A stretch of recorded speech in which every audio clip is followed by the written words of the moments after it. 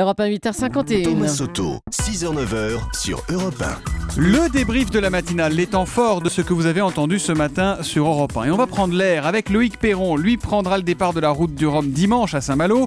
Il était mon invité pour l'interview Vérité à 7h45 et je lui ai demandé si c'était compliqué de dormir pendant une telle aventure.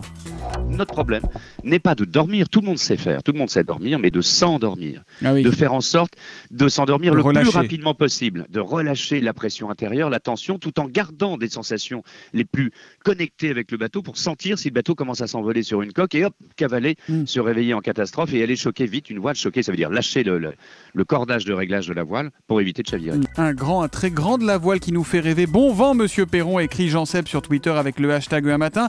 Et puis un autre message, toujours sur Twitter. Encourageons un des plus jeunes marins malouins. Il s'appelle Nils Boyer sur un petit bateau mythique, nous dit-il. Et bon vent également à Nils Boyer. Le président de la FNSEA, Xavier Belin, était tout à l'heure l'invité de Jean-Pierre Elkabbach et à 8h20, il a réagi aux événements de Sivins.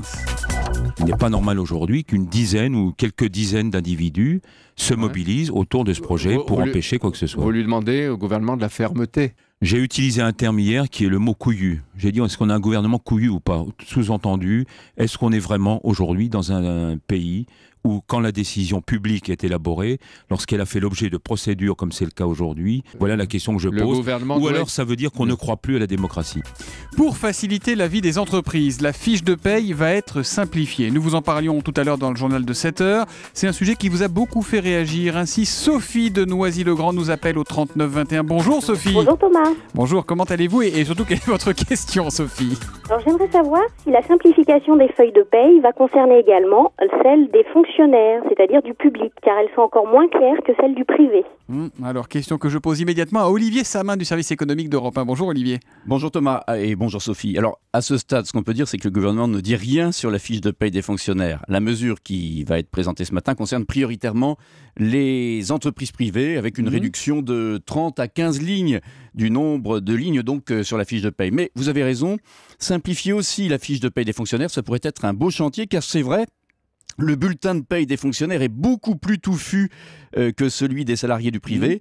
Là où dans le privé on a une ligne pour le salaire brut, eh bien dans la fonction publique on peut avoir 5 lignes, le traitement de base, le régime indemnitaire, le supplément familial de traitement, l'indemnité de résidence ou encore la nouvelle bonification indiciaire, donc des choses très compliquées, parce qu'il y avait l'ancienne.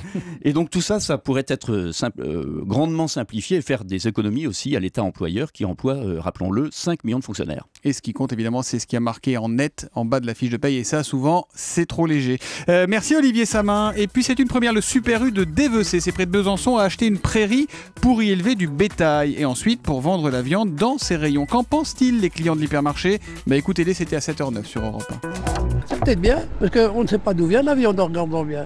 Sur les papiers, il y a marqué production française, mais... Moi, je pense que c'est un coup à tenter. On est à la campagne, effectivement, juste à côté du terrain, pourquoi pas ? Après, il faut voir les prix, mais bon, c'est vrai que ça sera autre chose. Ce sera vraiment des produits de la ferme. Ce qu'il y a, ça doit nous amener des mouches. Voilà, et puis vous réagissez toujours en temps réel sur Twitter avec le hashtag un matin. À l'instant, pas mal de réactions sur la nouvelle imitation de Nicolas Canteloup. C'est Éric Zemmour. Excellente l'imitation de Zemmour, plus vrai que nature, écrit Mick Souillon. Génial l'imitation de Zemmour par Canteloup, bravo. Les théories économiques sont celles de Clovis, met-il entre guillemets. Ça, c'est Ocrou 182. Vous pouvez vous aussi nous joindre pendant toute la matinale. Twitter avec le hashtag un matin, Europe1.fr, notre page Facebook et bien sûr le 39 21.